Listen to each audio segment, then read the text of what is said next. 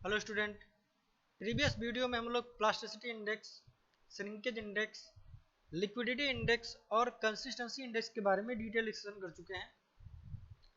तो आज के इस वीडियो में हम लोग कुछ माइनर टॉपिक्स रह गए हैं जिसके बारे में डिस्कशन करेंगे, जैसे कि आपका sensitivity of the soil, thixotropy, activity and collapsibility of the soil के बारे में डिस्कशन करेंगे। तो पहले हम लोग अगर सेंसिटिविटी के बारे में बात करें तो इसको जो है loss in the strength of the soil के टर्म में रिप्रेजेंट करते हैं। जैसे कि पहले देखिए सेंसिटिविटी सेंसिटिविटी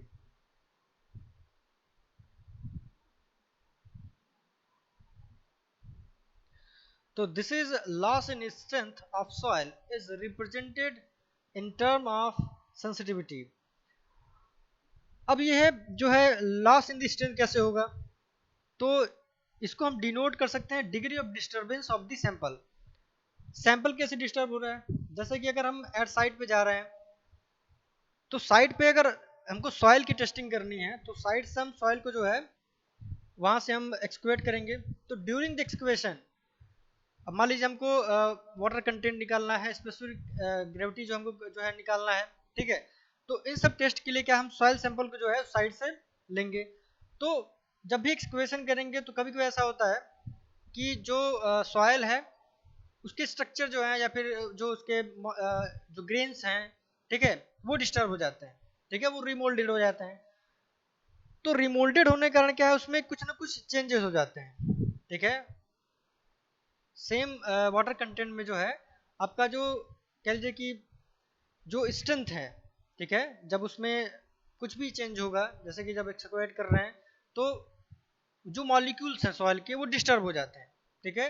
तो जब मॉलिक्यूल्स डिस्टर्ब होंगे तो साथ ही साथ क्या होगा, आपका जो स्ट्रेंथ है सॉइल का वो भी आपका डिस्टर्ब हो जाएगा, ठीक है।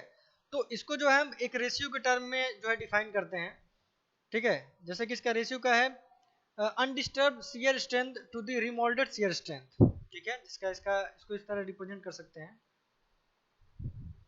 सेंसिटिविटी को हम एस टी के टर्म में रिप्रेजेंट करते हैं, इसको आप लिख सकते हैं कि undisturbed shear strength, undisturbed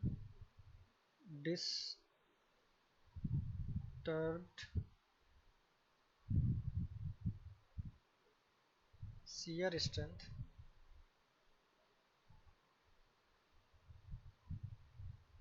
upon remoulded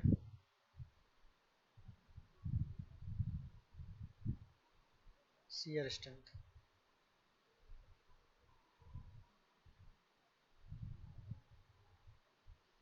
ठीक है।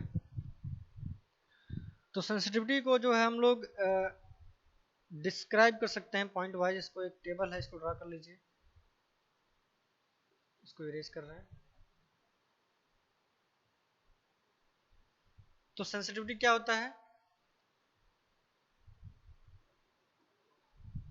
It is degree of disturbance of the soil sample या फिर सॉइल मॉलिक्यूल्स।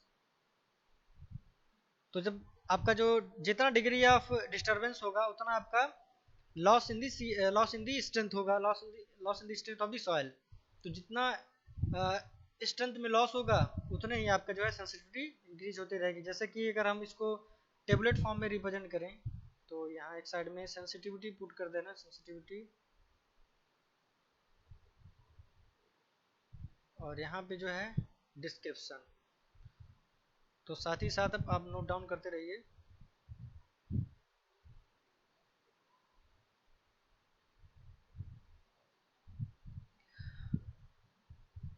जो एबब आपका जो फार्मूला था कि undisturbed shear strength upon remoulded shear strength, उसको यूज करते हुए हम सेंसिटिविटी को जब कैलकुलेट करेंगे तो अगर सेंसिटिविटी की वैल्यू लेस देन या इक्वल टू 1 आता है, ठीक है, तो उसको आप कहेंगे इनसेंसिटिविटी, इनसेंसिटिविटी।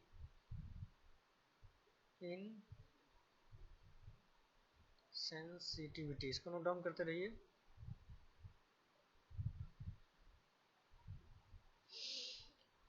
सेंसिटिविटी अगर 2 से 4 है, 2 से 4 है तो लो सेंसिटिव कहेंगे इसको, लो सेंसिटिव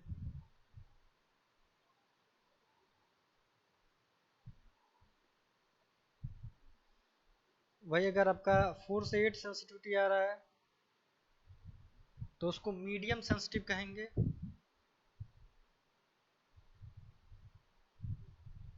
मीडियम सेंसिटिव। वही 8 to 16 अगर आ रहा है 8 से 16 तो एक्स्ट्रा सेंसिटिव कहेंगे। एक्स्ट्रा सेंसिटिव कहेंगे।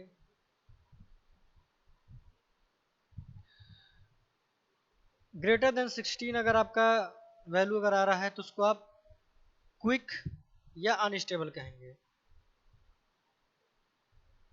क्विक या अनस्टेबल इसको हम डिस्क्राइब कर देंगे। ठीक है, तो इसको हम नोट कर लीजिए, ये टेबल इंपॉर्टेंट है। अब सेंसिटिविटी से ही रिलेटेड आपका जो है थिक्सोट्रॉपी है। ठीक है, जैसे कि अगर कोई सॉइल सैंपल में अगर डिस्टरबेंस हो रहा है ड्यू टू एनी रीजन, ठीक है, due to any reason soil sample में अगर डिस्टर्ब हो गया तो सेंसिटिविटी उसमें आ गई। ठीक है, उसी प्रकार आप देखते होंगे जो सॉइल सैंपल जहाँ पे डिस्टर्बेंस हुआ है कुछ समय बाद क्या है कि वो धीरे धीरे क्या है उसमें कॉम्पैक्शन होगा, कंसोलिडेशन होगा, तमाम जो है वो हीट प्रेशर प्रेशर को झेलते झेलते क्या हो धीरे धीरे वो स्टेबल होगा। ठीक है, धीरे धीरे वो कॉम्पैक्ट होते होते क्या है, ठीक है, तो एक सुटेबल फॉर्म जैसे था, ठीक है, उसी प्रकार वो अरेंज हो जाएंगे सभी पार्टिकल। ठीक है, तो उस चीज को हम कहते हैं यानी rearrangement of the soil grains या सॉइल पार्टिकल को हम कह रहे हैं कि वो है आपका थिक्सोट्रॉपी। ठीक है, मतलब जो आपका लॉस हुआ था स्ट्रेंथ में, ठीक है, फिर वो धीरे धीरे रीगेन कर ले। ठीक है, कुछ समय बाद जो आपका सॉइल सैंपल डिस्टर्ब हो गया था तो सॉइल सैंपल डिस्टर्ब होने से क्या है आपका जो स्ट्रेंथ है सॉइल का वो लॉस कर गया था। ठीक है, तो कुछ समय बाद धीरे धीरे क्या है कि जो सॉइल सैंपल डिस्टर्ब हुआ था वो अपने शेप को रीगेन कर लेगा। तो जैसे जैसे अपना शेप रीगेन करेगा उसी प्रकार उसका जो है क्या कहते हैं जो स्ट्रेंथ ऑफ सॉइल है वो भी आपका रीगेन हो जाएगा। ठीक है, तो ये आपका होता है थिक्सोट्रॉपी। ठीक है, तो इसको इरेज कर रहे हैं, उसी प्रकार आप थिक्सोट्रॉपी को भी आप डिफाइन कर सकते हैं इसी के टर्म में। तो इसके लिए कोई टेबलेट फॉर्मेट नहीं है।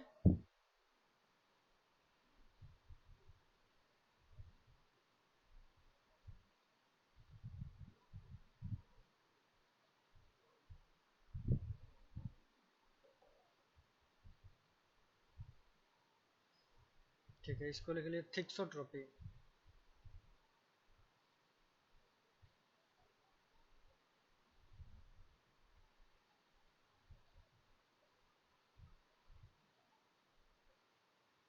तो थिक्सोट्रॉपी क्या है कि over the period of time soil regain A part of its loss strength.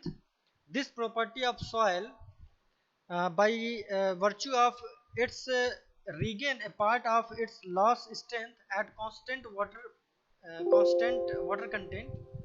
ठीक है, तो उसको हम कहेंगे थिक्सोट्रॉपी।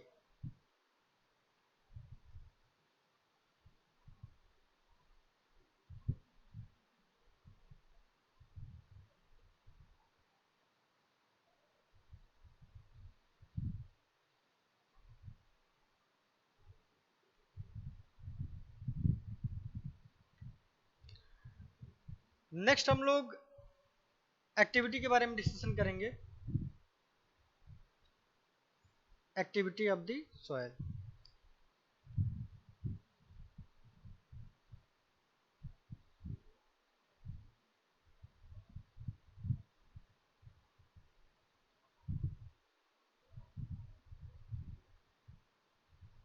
एक्टिविटी या फिर एक्टिविटी ऑफ सॉइल के एक्टिविटी छोड़िए, एक्टिविटी एक्टिविटी आप निकालिए।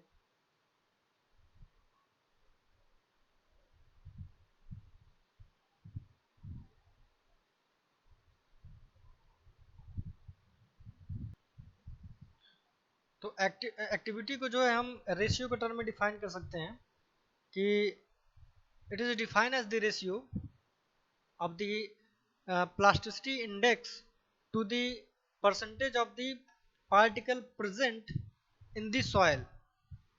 तो एक्टिविटी एक्चुअली में देखिए, अगर हम एक्टिविटी के बारे में बात करें तो एक्टिविटी क्या है कि ये सॉइल के बिहेवियर को दर्शा रहा है। ठीक है, कि अगर हम सॉइल के बिहेवियर की बात करें तो जैसे मान लीजिए कि प्लास्टिसिटी ऑफ सॉइल, ठीक है, जो डिपेंड करता है किस पे, minerals and amount of the water content, ठीक है, इन दी सॉइल।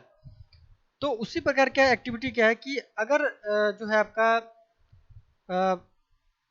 जो पार्टिकल हैं सॉइल के, ठीक है, उसके रिस्पेक्ट में जो है हम प्लास्टिसिटी इंडेक्स को जो है डिफाइन कर रहे हैं। ठीक है, जैसे कि अगर जैसे अगर हम मॉन्ट मोलोनाइट की बात करें तो मॉन्ट मोलोनाइट में क्या है कि ये इसमें जो है आपका स्वेलिंग एंड श्रिंकेज होता रहता है। ठीक है, उसी प्रकार एक्टिविटी को हम दर्शा रहे हैं कि अगर अगर हम एक्टिविटी की, अगर मॉन्ट मोलोनाइट की एक्टिविटी की अगर हम बात करें तो क्या एक्टिविटी मतलब वो हाईली एक्टिव है। ठीक है, तो अभी इसको हम टर्मिनोलॉजी के टर्म में डिफाइन करेंगे। ठीक है, जैसे एक्टिविटी अगर हम बात करें तो उसको हम एसी के टर्म में डिफाइन करते हैं। ठीक है, तो AC is equal to plasticity index upon percentage of the soil particle present in the matter। ठीक है, तो सॉइल में कितने जो है मिनरल या एटम्स हैं इसके बारे में डिफाइन कर रहे हैं। ठीक है, तो तो परसेंटेज प्रेजेंट जो प्रेजेंट है, ठीक है, जो पार्टिकल प्रेजेंट है सॉइल में, उसके टर्म में जो है हम एक्टिविटी को डिफाइन कर रहे हैं। ठीक है, तो कौन से पार्टिकल, जो मिनरल के पार्टिकल हैं। ठीक है, सॉइल आप जानते हैं कि कैसे बना है, the disintegrated rock of this called the soil. और रॉक किससे बना है, आपके कह लीजिए कि एक heterogeneous composition of the mineral. ठीक है, या फिर हेट्रोजीनस कंपोजिशन या accumulated part of the heterogeneous minerals is called the rock. ठीक है, तो हम एक्टिविटी को इस टर्म में डिफाइन कर सकते हैं। ठीक है, तो ये आपका एक छोटा सा फार्मूला है, इसको आप देख लीजिए। और इस पे जो है इसको हम टेबलेट फॉर्म में रिप्रेजेंट कर रहे हैं अभी, इसको नोट डाउन कर लीजिए।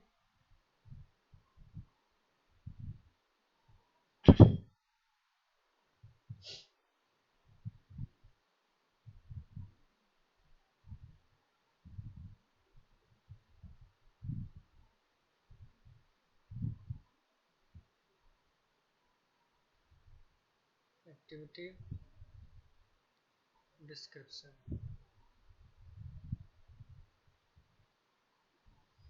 तो एक्टिविटी अगर आपका लेस देन 0.75 आ रहा है तो उसको इनएक्टिव कहेंगे, इनएक्टिव। एक्टिविटी आपका 0.75 से लेके 1.25 के बीच में अगर है, 1.25 के बीच में है तो उसको नॉर्मल सॉइल कहेंगे, नॉर्मल सॉइल कहेंगे। वहीं आपका जो एक्टिविटी ग्रेटर देन 1.25 अवर है, ग्रेटर देन 1.25 है तो उसको हम एक्टिव सॉइल कहेंगे। ठीक है, तो समझने के लिए एक टेबल हम ड्रॉ कर दे रहे हैं, उसको आप देख सकते हैं कि किन किन सॉइल को जो है आप एक्टिव सॉइल कहेंगे, किन को इनएक्टिव कहेंगे, किसको नॉर्मल कहेंगे। तो देखिए ये पूरा मिनरल कंपोजिशन पे डिपेंड कर रहा है कि किस प्रकार के मिनरल उस सॉइल सैंपल में है। तो मिनरल सब समझ रहे हैं ना कि मिनरल में आपका काइलोनाइट है कि इलाइट है कि मोनोनाइट है। ठीक है, तो उसी के टर्म में हम इसको डिस्कशन करेंगे। जैसे कि अगर किसी सॉइल में मोड मोइलोनाइट या इलाइट ज़्यादा है तो वो जो है आपके एक्टिव सॉइल में आ जाते हैं। ठीक है, वहीं अगर आपके सॉइल में काइलोनाइट की डोमिनेशन ज़्यादा है, परसेंटेज ज़्यादा है, तो आपका वो इनएक्टिव सॉइल में आएगा, या फिर on an average normal soil में वो आ जाएगा। ठीक है, तो अभी एक टेबल जो है आपके समझने के लिए ड्रा कर रहे हैं। ठीक है, इसको तो आप मस्ट है कि उसको आप ड्रा कर लीजिए। ठीक है, एक आपको समझने के लिए हम टेबल ड्रा कर रहे हैं, उसको आप चाहे तो लिख सकते हैं, अदरवाइज कोई दिक्कत नहीं। ठीक है, इसको रिमूव कर रहे हैं।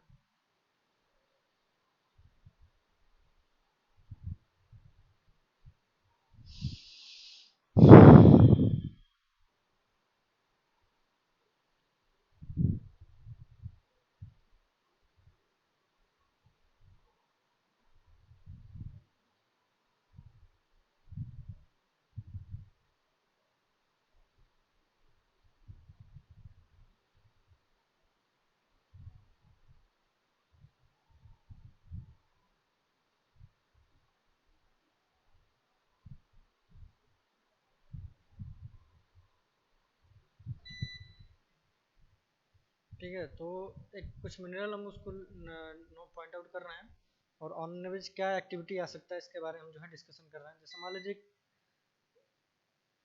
काउलिनाइट है,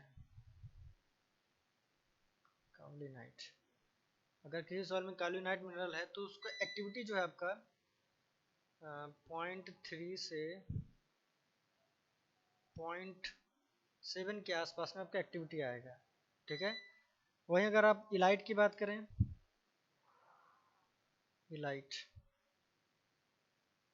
तो इलाइट जो है आपका 0.6 से लेके 1 के आसपास में ये आपका इलाइट आ सकता है, या फिर 1.2 के आसपास में।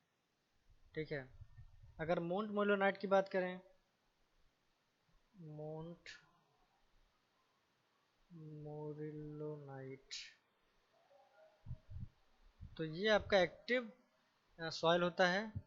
ठीक है। तो ये जो है आपका 1 से लेके 7 या तो कभी कभी 8 तक भी देखा गया है। ठीक है। 8 9 10 तक भी ये जा सकता है। ठीक है। तो ये मोंट मोलोनाइट का हाल है। ठीक है। तो अगर किसी सॉइल में मोंट मोलोनाइट मिनरल्स की मात्रा जो है ज़्यादा है तो वो सॉइल जो है एक्टिव होगा। ठीक है। तो आप इसको चाहें तो ड्रॉ कर सकते हैं, अदरवाइज कोई दिक्कत नहीं। तो इसको ग्राफिकली भी रिप्रेजेंट करते हैं, एक ग्राफ भी ड्रॉ कर दे रहे हैं। तो इससे क्या रिप्रेजेंट हो रहा है, देखिए ग्राफ क्या बता रहा है, ये टेबल रिप्रेजेंट ये कर रहा है कि जो हाईली एक्टिव सॉइल है, ठीक है, उसको जो है हम कंस्ट्रक्शन पर्पज भी यूज नहीं करते हैं। ये क्या रिप्रेजेंट कर रहा है, देखिए हम मोंट मोलोनाइट को पहले भी बता चुके हैं कि मोंट मोलोनाइट कंस्ट्रक्शन पर्पज के लिए यूज नहीं करते हैं। ठीक है। और मोंट मोलोनाइट डोमिनेटली किस में पाया जाता है, ब्लैक कॉटन सॉइल में, जिसको हम कंस्ट्रक्शन पर्पज के लिए सबसे वर्स्ट सॉइल मानते हैं। ठीक है। तो अभी इसको हम ग्राफिकली रिप्रेजेंट कर रहे हैं।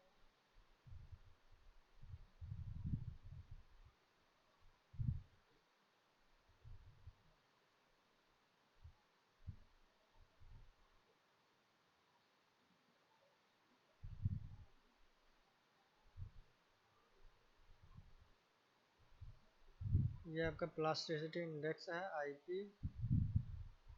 ये आपका percentage of the particle of the soil हो गया। ठीक है।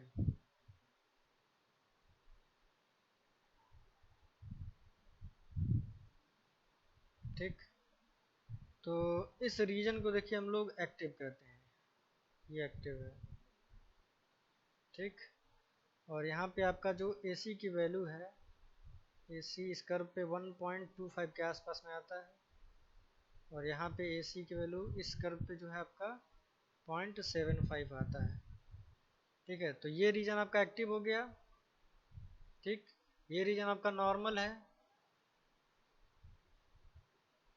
ठीक है। तो ये रीजन आपका नॉर्मल हो गया। इस रीजन के बारे में बात करें, ये क्या है आपका इनएक्टिव है, ये आपका इनएक्टिव रीजन है। तो इसको ग्राफिकली भी रिप्रेजेंट कर सकते हैं, तो आप इसको नोट डाउन कर लीजिए।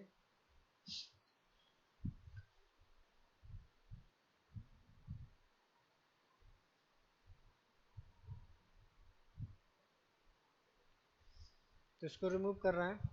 लास्ट टॉपिक आपका जो है कोलैप्सिबिलिटी है, इसके बारे में डिस्कशन कर रहे हैं।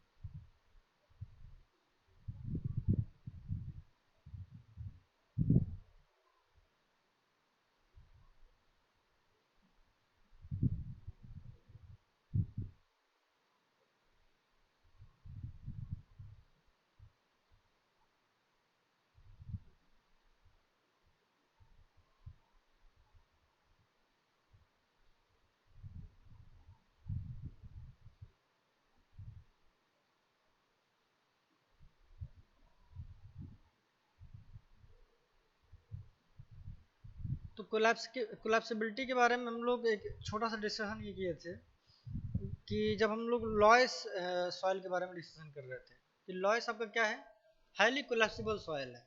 क्यों कोलैप्सिबल सॉइल है, क्योंकि जब लॉयस के बारे में हम स्टडी कर रहे थे, लॉयस के बारे में डिस्कशन हुआ था कि लॉयस क्या आपका ये भी विंड ब्लोन सॉइल होता है। ठीक है। और जो लॉयस सॉइल है उसमें कैल्शियम जो मिनरल है वो उसमें पाए जाते हैं। तो इन ड्राई कंडीशन उसमें सीमेंटिंग प्रॉपर्टी एक्टिव रहती है, ठीक है।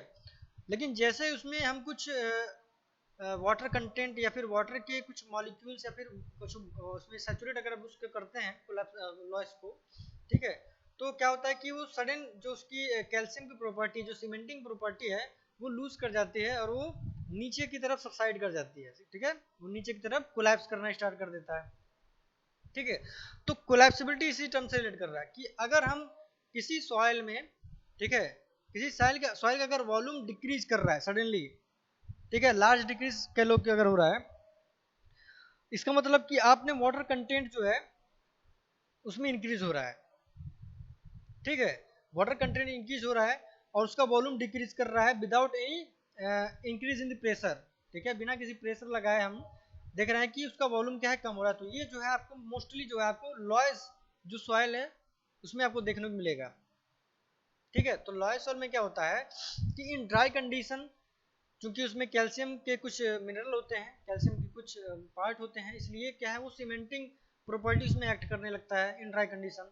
लेकिन जैसे ही उसमें हम वाटर मॉलिक्यूल्स उसमें इंट्रोड्यूस कराते हैं, उसको सैचुरेशन अगर हम देते हैं, ठीक है, सैचुरेट कर देते हैं, तो वो बिना किसी प्रेशर के वो कोलैप्स कर जाता है, ठीक है, उसको वॉल्यूम क्या होता है धीरे धीरे कम हो जाता है, तेजी से, इवन तेजी से कम हो जाता है, ठीक है।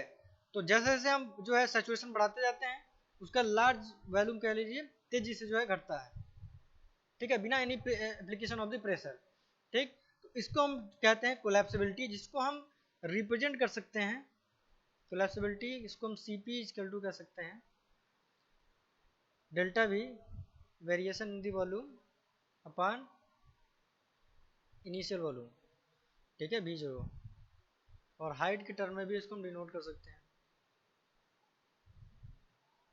ठीक है। तो ये आपका लास्ट टॉपिक था कोलैप्सिबिलिटी, ठीक है, तो इसको हम नोट कर लीजिए।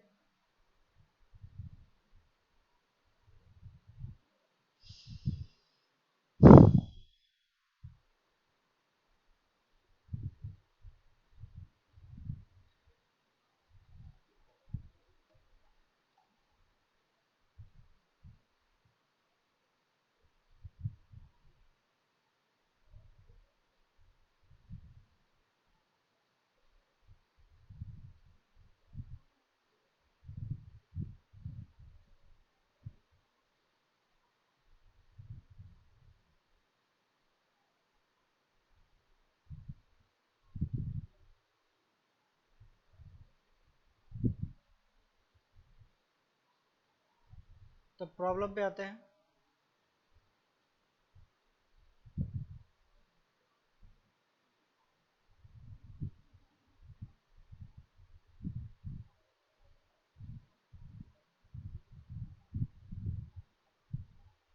चलिए देखिए क्वेश्चन ये है, क्वेश्चन को पढ़िए और इसको सॉल्व करने की कोशिश करिए। क्वेश्चन में कह रहा है कि लिक्विड लिमिट और जो है कर्व प्लॉट करना है और लिक्विड लिमिट और फ्लो इंडेक्स को कैलकुलेट करना है। तो क्वेश्चन को पढ़िए और सॉल्व करने की कोशिश करिए।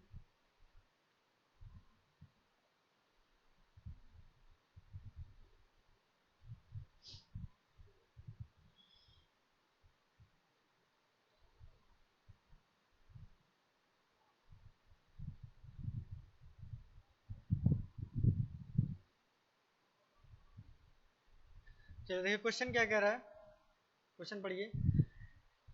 ए test for the determination for the liquid limit was carried on a soil sample. The following sets of observation were taken. Plot the flow curve and determine the liquid limit and the flow index. ठीक है, तो curve को plot करिए आप, ठीक है, curve को plot करिए। देखिए नंबर ऑफ ब्लोज दिए हैं, ठीक है, और वाटर कंटेंट दिया है, ठीक। तो इसके बारे में हम लोग डिस्कशन कर चुके हैं कि आप जो है वाई डायरेक्शन में जो है आप वाटर कंटेंट को बनाइए, ठीक है, और एक्स डायरेक्शन में जो है आप नंबर ऑफ ब्लोज को पुट करिए, ठीक है, आप बनाइए इस प्रकार।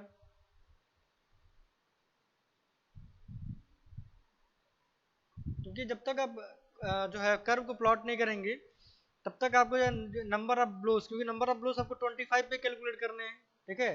तो 25 पे इसमें कोई वैल्यू दिया नहीं है, 27 20 के आसपास में है, तो आपको जो है लिक्विड लिमिट पता नहीं चल पाएगा एक्यूरेट, इसलिए आपको पहले कर्व को ड्रा करना पड़ेगा, ठीक है। तो आप इसको ग्राफ पेपर पे इसको एक्यूरेटली जो है आप स्केल लेके ड्रा करिए, देन आपको फाइंड आउट होगा कि 25 ब्लोज पे, ठीक है, जो कैपिटल एन है उस पर कितना आपका वाटर कंटेंट होगा, क्योंकि ये कर्व प्लॉट करेंगे तभी ये सॉल्व होगा, तो ग्राफ पेपर पे आपको बनाना पड़ेगा इस, ठीक है। तो ये देखिए यहाँ पे ऑलरेडी बना हुआ ये ग्राफ है, तो आप खुद के लिए अपने प्रैक्टिस के लिए आप ग्राफ पेपर लेंगे और ग्राफ पेपर पे एक सुटेबल स्केल लेकर आप इसको ड्रा करिए, वाटर कंटेंट और नंबर ऑफ ब्लोज को, ये जो आपको ऑब्जर्वेशन दिए हुए हैं उसको आप प्लॉट करिए, ठीक है। जैसे ये कर्व है, कर्व बना है, जैसे कि आप वाटर कंटेंट और नंबर ऑफ ब्लोज है, ठीक है। तो नंबर ऑफ ब्लोज में पहला पॉइंट क्या कह रहा है कि 38 नंबर ऑफ ब्लोज है और 47.5 का वाटर कंटेंट है, तो नंबर ऑफ ब्लोज यहाँ से पुट कर दिए गए हैं। 38 कहीं आपका इधर होगा, ठीक है, तो देखिए 38 पे 47 ये कर प्लॉट हुआ है, फिर आपका जो है सेकंड देखिए 27 पे होगा, ठीक है, ये 27 पे है, और कितना है वाटर कंटेंट 49.5, ठीक, 49.5 इस प्रकार ये प्लॉट हुआ है। नेक्स्ट 20 51.9, तो देखिए 20 है, ठीक है, 20 और ये 51.9 है। नेक्स्ट क्या है 13 और 53.9, यहाँ पे देखिए ये पॉइंट है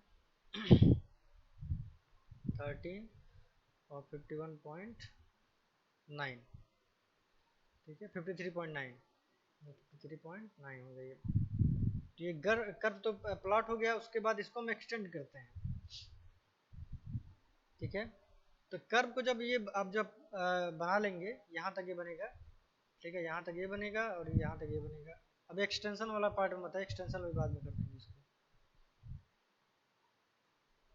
यहाँ तक आपका जो है कर्व प्लॉट हो जाएगा, ठीक है। फिर आपको जो है हमको चाहिए क्या 25 ब्लोज, तो आप नंबर ऑफ ब्लोज में आएंगे, ठीक है, और यहाँ से आप क्या करेंगे एक लाइन ड्रॉ करेंगे 25 से, ठीक है, 25 से लाइन ड्रॉ करेंगे, ये डॉटेड लाइन जहाँ पे भी इस फ्लो इंडेक्स को या फ्लो इंडेक्स कर्व को जहाँ पे इंटरसेक्ट करेगा, ठीक है, फिर वहीं से आप 90 डिग्री पे यहाँ पे जो है आप वाटर कंटेंट से मैच करेंगे, तो आपको पता चल जाएगी कि 50 जो है आपका सॉरी 50 नहीं 49% आपका वाटर कंटेंट जो आपका ये फाइंड आउट हो जाएगा कर्व से। ये बिना ग्राफ प्लॉट किए जो है आप लिक्विड लिमिट कैलकुलेट नहीं कर सकते हैं, ठीक है।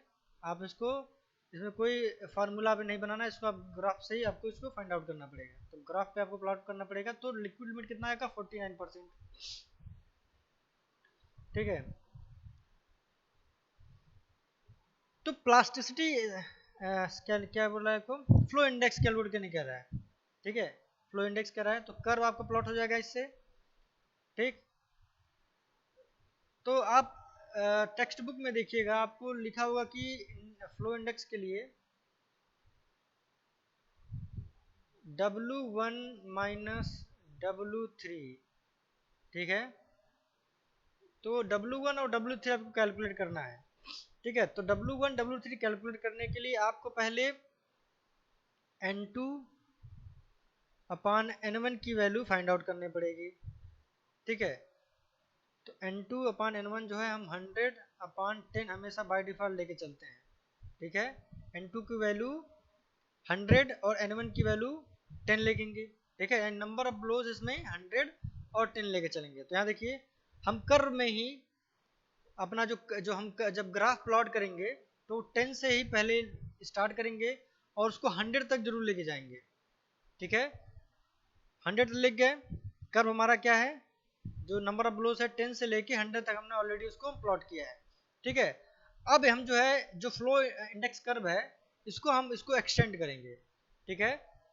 जिस प्रकार आपका ये आपका इतना बना हुआ था, ठीक है, जो टेबल के हिसाब से हमने बनाया है उसी के अकॉर्डिंग जो हम कर्व को जो है आगे, ठीक है, यानी अपर साइड में और लोअर साइड में इसको हम उसी के रिस्पेक्ट में जो इसको एक्सटेंड करेंगे, ठीक है। और कहाँ तक ले जाएंगे, 10 पॉइंट वाले यानी यहाँ पे देखिए 10 पॉइंट है, तो 10 पॉइंट तक के जो है पॉइंट पे जाके यहाँ पे हम इसको इंटरसेक्ट कराएंगे, ठीक है। और यहाँ पे देखिए 100 वाला है, अभी देखिए आपको ऐसा समझ में आएगा, ये 100 है, तो 100 से हम एक डॉटेड लाइन जो है प्लॉट करेंगे, ठीक है। और 10 पे ऑलरेडी ये आपका क्लियर कट जो है आपका लाइन प्लॉटेड है ऑलरेडी। तो जब आप इसको कर्व को एक्सटेंड करेंगे, फ्लो इंडेक्स कर्व को इसको आप जब एक्सटेंड करेंगे तो देखिए ये नीचे की तरफ आइए, तो इस डॉटेड लाइन को कहीं पे ये कट करेगा, ठीक है, 100 वाले पॉइंट पे कट करेगा, तो आप यहीं पे रुक जाएंगे, इसको यहीं, इसके ज़्यादा एक्सटेंड नहीं करें, यहाँ पे आप इसको रोक दीजिए। और इस वाले पॉइंट को एक्सटेंड करेंगे तो इस यहाँ पे जो है आप यहाँ पे इसको रोक देंगे यहाँ पे, ठीक है। अब देखिए यहाँ से आपको वैल्यू प्राप्त हो गया, ठीक है, आपको N2 100, ठीक है, N2 अपान N1, ठीक है। तो N2 हमेशा बाय डिफॉल्ट हमेशा 100 लेना है, N1 आपको 10, और आपका कितना आएगा हमेशा वैल्यू, ये 10 आएगा, ठीक है, 10 आना चाहिए। अब इसके हिसाब से जो है हम लिक्विड लिमिट और क्या कहते हैं, सॉरी, इंडेक्स फ्लो हम कैलकुलेट करेंगे, ठीक है, यानी W1 और W3 वैल्यू कैलकुलेट करेंगे, ठीक है। तो W1 आपका कहाँ से आएगा, देखिए W1 आपका यहाँ से कैलकुलेट हो जाएगा, ये आपका जो वैल्यू आ रहा है, वाटर कंटेंट जो चाहिए हमको, W1 ये हो गया आपका, और यहाँ से आप इस इंटरसेक्शन पॉइंट से जो है यहाँ पे इसको ड्रॉ करेंगे,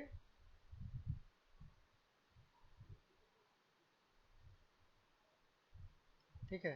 तो ये आपको W3 प्राप्त हो जाएगा, ये W3 हो गया, और ये आपको W1 है, ठीक है, ये पॉइंट आपका W1 है, ठीक है। तो ये W1 W3 आपका प्राप्त हो गया। तो W1 आपका कितना वैल्यू है, 55, ठीक है। आप कर्व में जब देखेंगे, ग्राफ को जब बनाएंगे तो आपको इजीली रिप्रेजेंट होगा। इसको इरेज करें, थोड़ा सा क्लियर बनाने की कोशिश कर रहे हैं।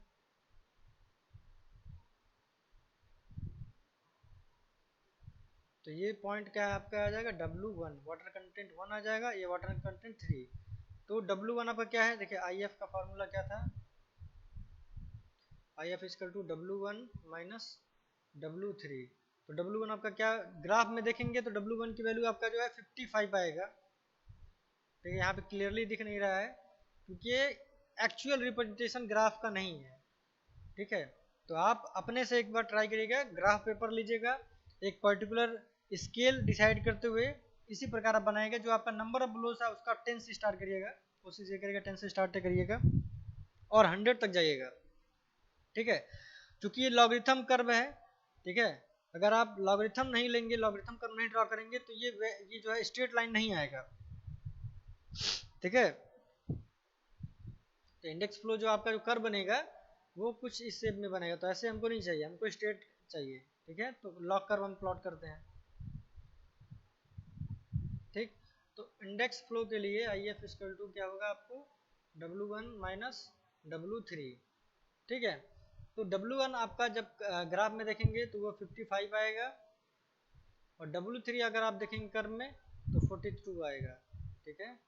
W3 आपका 42 आएगा, 42। तो आपका कितना आ गया, आपका जो IF आ गया आपका 13%, इंडेक्स फ्लो आपका आंसर कितना आया, 13%, ठीक है।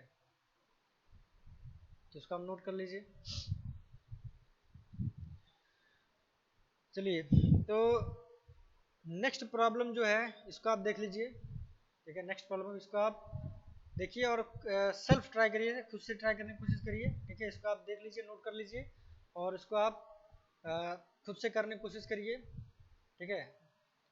तो इसके बारे में यानी क्वेश्चन नंबर 17 के बारे में हम लोग नेक्स्ट वीडियो में डिस्कशन करेंगे, इसका सॉल्यूशन नेक्स्ट वीडियो में देखेंगे। अभी आप इसको नोट करिए और ट्राई करिए सॉल्व करने के लिए, ठीक है। तो बहुत ही आसान है, इसमें कोई दिक्कत नहीं है, इसको आप सॉल्व करिएगा, सॉल्व होता है, हो जाता है तो बढ़िया है, ठीक है। कोई प्रॉब्लम है तो उसको हम नेक्स्ट वीडियो में जो है इसका सॉल्यूशन देखेंगे, ठीक है। तो आज के इस वीडियो में इतना ही, बाकी जो आपका क्वेश्चन नंबर 17 है उसको हम नेक्स्ट वीडियो में देखेंगे कैसे इसको सॉल्व होगा, ठीक है। तो इसको नोट कर लीजिए, ग्राफ को प्लॉट कर लीजिए, ग्राफ को क्वेश्चन नंबर 16 को एक बार आप ग्राफ पेपर पर प्लॉट करके देखिएगा, ठीक है। क्योंकि बिना ग्राफिकल रिप्रेजेंटेशन के आप इस क्वेश्चन को सॉल्व नहीं कर पाएंगे। ठीक है, चलिए तो आज के इस वीडियो में इतना ही। नेक्स्ट प्रॉब्लम को हम आने वाले वीडियो में डिस्कशन करेंगे। Okay, thank you.